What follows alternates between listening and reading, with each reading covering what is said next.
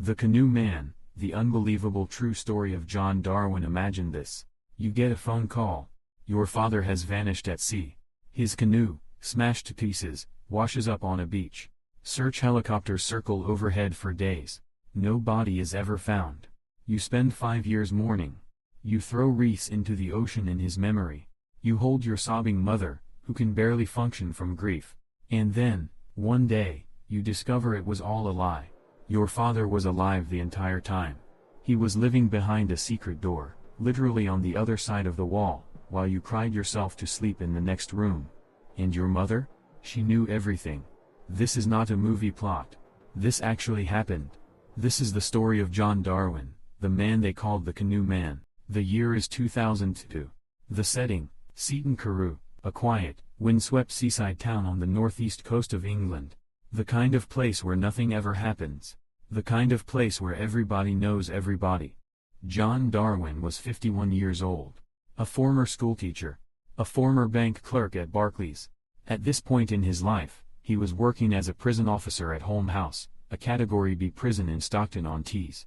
On the surface, his life looked perfectly ordinary. But underneath? It was crumbling. Saddled with debts of £64,000 by early 2002, John had considered his options, and rapidly bypassed them all to arrive at the most extreme one imaginable, faking his own death to cash in on his life insurance. John had tried to build a property empire. He and his wife owned multiple rental properties, but the investments were hemorrhaging money instead of making it. The mortgage payments were strangling them. And John Darwin, a proud, stubborn, controlling man, simply could not stomach the idea of going bankrupt. In an interview with the BBC in 2016, Anne said she knew John simply couldn't live with the shame of bankruptcy. So what did he do?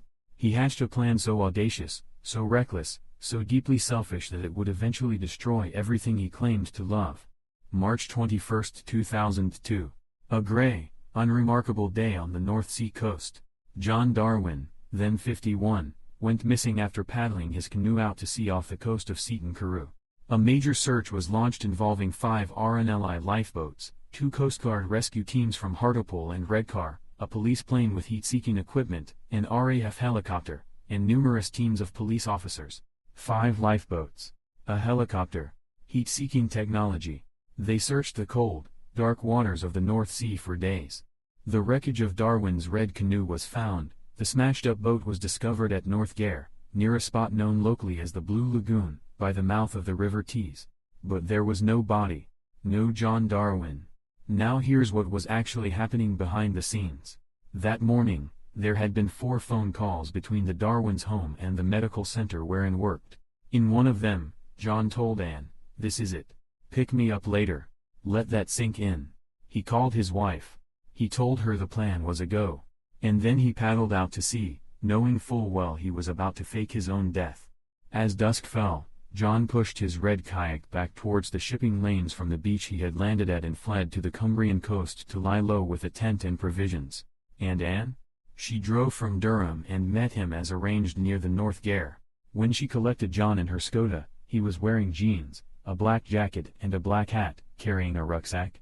He gave the canoe a final push back out to sea, from North Gare, and drove him 40 minutes to Durham railway station to make his getaway. His last words to her were an order: when she got home, she should phone the prison and ask to speak to him, as if everything was completely normal. And that is exactly what she did. Now pause and consider this. And Darwin didn't just know about the plan, she was an active participant from day one. She drove the getaway car. She pushed him towards the train. She made the fake phone call. And then, when the police arrived at her door, she put on the performance of a lifetime. The police seemed convinced by the display and put on when they broke the news to her. She wept and wailed, saying she wished the body that had washed up on the beach was John, because then, with a body, she could grieve properly and find closure. Imagine the level of cold-blooded commitment that requires. To look police officers in the eye. To cry on demand. To pretend your husband is dead while knowing exactly where he is. So where was John hiding? This is where the story crosses from audacious into absolutely surreal. John Darwin hid in plain sight, living in a secret room connected by a hidden passage to the family home, while his wife played the part of a grieving widow. The Darwins owned two adjacent houses on a road called the Cliff in Seaton Carew. John had created a concealed doorway between the two properties. When visitors came, he would slip through the passage into the bedsit next door. When the coast was clear, he'd come back. For 5 years. Let me say that again. 5 years. And what did a supposedly dead man do with all that time? Having created a new identity, he devoted his time to exploring the internet and playing an interactive role-playing game called Ashran's Call. That's right. John Darwin, international fugitive, insurance fraudster, a man wanted by no one because everyone thought he was dead, spent his days playing video games and browsing the internet. Behind a secret door. In a bedsit. Next to his own house. Meanwhile, and used the death certificate to claim his £25,000 life insurance policy, his £25,000 teacher's pension, his £58,000 prison service pension, £4,000 in payouts from the Department of Work and Pensions, and a further £137,000 from a Norwich Union mortgage insurance policy. The total came to £249,000. And while all this money was pouring in, John and Anne's two sons, Mark and Anthony, were living through hell. Anthony's father-in-law later said his son-in-law was ill with grief when Darwin disappeared. He said Anthony was devastated by it and was quite ill for a year afterwards. Anthony had spent time searching internet sites for any news of his father and even contacted the missing persons register. Their father was behind a wall playing computer games. Their mother was collecting £250,000. And the sons were searching missing persons databases, wondering if their dad's bones were somewhere at the bottom of the North Sea. Now, to move around freely, a dead man needs a new name. And John Darwin found one in the most chilling way possible. Taking inspiration from the 1971 novel The Day of the Jackal, John trawled the local library's death records, hoping to find an identity to steal. He struck gold with John Jones, born in nearby Sunderland in the same year as him, who had died at just 5 weeks old. A baby. Dead for over 50 years. And John Darwin stole his name, his birth certificate, his identity, all to get a passport. Years later, police called a Sunderland resident named Alfie Jones out of the blue. "Are you aware of John Darwin, the Canoe Man?" the detective asked. The follow-up question was even more surprising. "Do you have a brother called John Jones?" Jones did, but his brother had died before he was born. "Well, I'm sorry, but he used your brother's birth certificate to get the passport he was traveling on," the constable said. Alfie Jones later told Vice, "It was a complete nightmare. The man is a grave-robbing bastard." In November 2004, John Darwin applied for a passport using the false name. He then traveled freely in and out of Britain undetected. By 2005, the walls of that tiny bedsit were closing in. John was restless. He wanted more. He wanted a new life, somewhere warm, somewhere cheap, somewhere nobody would ever find him. By the end of 2005, the Darwins had decided that life in hiding in England was not sustainable. And later told the Daily Mirror, he was forever looking at new things and new places on the internet, and one day he just came up with Panama. Panama, Central America. A country with loose financial regulations, affordable real estate, and a healthy distance from Cleveland police. In March 2007, the couple formed a company called Jaguar Properties and purchased a 2-bedroom apartment in El Dorado for £50,000. But they weren't done. In May 2007, the couple purchased a £200,000 tropical estate in the village of Escobal, near the Panama Canal, with the intention of building a hotel. They were living the dream. Tropical sun. Cold drinks. Property empire number 2, this time funded entirely by the life insurance of a man who wasn't actually dead. But here's the thing about running from your past: eventually, the past catches up. And for the Darwins, it caught up in the most absurdly simple way imaginable. On their first trip to Panama, just as it must have seemed that their new life in paradise was within touching distance, they sowed the seeds of their own downfall. They allowed a photograph to be taken, smiling happily next to the owner of Move to Panama, Mario Villar. And later told the court they were horrified when Mario whipped out a camera to take a picture for his website. One photograph, one smile, one click of a camera. That's all it took. The photo sat quietly on the Move to Panama website for over a year. Nobody noticed. Nobody cared. It was just another picture of two happy expats. Until John decided to come home. By late 2007, Panama's immigration laws were tightening. Investor visa applicants now needed to be verified by British police. John knew his fake John Jones passport wouldn't survive that kind of scrutiny. So he made a decision that sounds almost comically stupid. He would go back to England, walk into a police station, and pretend he'd lost his memory. On December 1, 2007, John Darwin walked into West End Central Police Station in central London, claiming to have amnesia, and told police, "I think I'm a missing person." A man who'd been dead for 5.5 years just strolled in off the street, cool as you like, and announced he was alive. His two sons initially expressed elation at the return of their father. Of course they did. Their dad, the man they'd mourned, grieved, thrown wreaths for, was alive. It must have felt like a miracle. But the miracle lasted exactly 4 days. The Panama photograph was anonymously sent to Cleveland police and the Daily Mirror. It had been found by a woman who'd simply Googled John Ann and Panama. The timestamp in the corner read, 2006-07-04. 3 words in the search engine. That's what brought down a 5-year conspiracy. Not a crack team of investigators. Not an international task force. A woman. A laptop. And Google. The photo ran across the Mirror's front page under the headline, "Canoes this in Panama?" A pun on whose?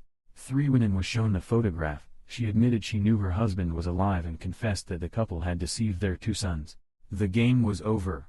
And now we come to the part of this story that is genuinely heartbreaking. Because the real victims here aren't the insurance companies. It's not even the police, who spent thousands on a search for a man who was playing video games behind a wall. The real victims are Mark and Anthony Darwin. Mark told the court his father's disappearance crushed my world. He recalled the day he learned his father was missing. "I traveled to Hartlepool and my mother was at home when I got there. She flung her arms around me and she said, 'He's gone, I think I've lost him,' and wouldn't stop crying for ages." That moment, that embrace, those tears, was all an act. Anne knew exactly where John was. She had driven him to the train station herself. When Anthony saw the infamous Panama photograph, his reaction was disbelief. My initial reaction was that someone had stuck it together on Photoshop. The following day I read about it in the paper. I felt upset, betrayed, I don't know. I had no inkling that he was still alive. Mark later told the Daily Mail, "It was a cruel act of betrayal that no parent should ever inflict on their children. The pain and suffering it caused me and my brother is indescribable." He said, "When the truth was revealed, I was furious that she let me imagine the horrors of my father's death, while all the time she knew exactly where he was." Think about that. For 5 years, these 2 young men carried the weight of their father's death. They built their adult lives on the foundation of that grief. And then one day, they learned it was all fabricated, by the 2 people they trusted most in the world. John Darwin pleaded guilty to 7 charges of obtaining cash by deception and 1 passport offense, and was convicted at Teesside Crown Court, found guilty of helping to fake her husband's death. John was sentenced to 6 years and 3 months. His wife Anne was sentenced to 6 years and 6 months. Anne had claimed throughout the trial that John had coerced her, that she was a victim of his controlling behavior. The jury didn't buy it. The writer of the ITV drama that later dramatized the case put it perfectly. "I can't imagine a greater betrayal than a mom telling you your dad is dead when she knows he is actually still alive. Pretending to be grieving for 5 years, allowing them to grieve for 5 years, what would possess a mother to do that?" John Darwin was released from prison in January 2011. He is now living in the Philippines with his second wife, Mercy May, and was released in March 2011 and settled in York. The couple divorced in prison after 38 years of marriage. During their prison time, Anne ended the relationship, though it was John who reportedly cited unreasonable behavior as the reason for the divorce. The irony of that should not be lost on anyone. Since being released, Anne detailed her experiences in a book called Out of My Depth, with all proceeds going to the RNLI and the RSPCA. And what about the sons? Did they ever forgive? Despite the immense pain, things turned a corner one day in 2008, when Mark wrote to Anne in prison. She said, "I feared so much for what was in it. It wasn't a long letter. It just said he was thinking of me and he would write soon." In the next letter, he asked if he could come and see her. Anne remembered, he was still angry. "All I could say was, 'I'm sorry.' It was a long time before my apologies were accepted. But there was a short hug at the end, but at least it was something, some physical contact." Mark has said, "I have forgiven her, to some degree. But I will never understand. Nor forget. Nothing can describe the kick in the teeth I felt when I discovered she had been in on the entire thing. But Anthony has refused all contact with his father. The retired detective who brought John to justice, Tony Hutchinson, dismissed John's claim that he returned to the UK to see his sons. He really didn't give a flying figure. If he wanted to be part of their lives as he claimed, how come he is now living in Manila? And now lives a quiet life in a pretty Yorkshire village and dotes on her 4 grandchildren. John, meanwhile, has settled in Manila with his second wife Mercy. In April 2014, it was reported that John Darwin had repaid just £121 from the £679,000 the judge ordered him to repay, because all the assets were in In's name. By July 2015, the pair no longer had any assets, having repaid a total of £541,000. The story of John Darwin is, in the end, a story about what we're willing to sacrifice when fear takes over. John was afraid of bankruptcy, so he sacrificed his identity, his family, his son's trust, and his freedom. And was afraid of her husband, or so she claimed, so she sacrificed her conscience, her children's grief, and 5 years of honesty. And their sons? Their sons sacrificed nothing. They were never given a choice.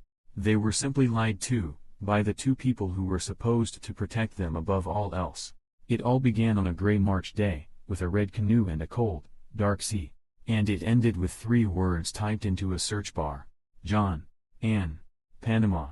This story has been adapted into the ITV drama The Thief, His Wife and the Canoe, 2022, the BBC film Canoe Man, 2010, and was even parodied in a Coronation Street storyline where a character attempted the same scheme, and actually drowned.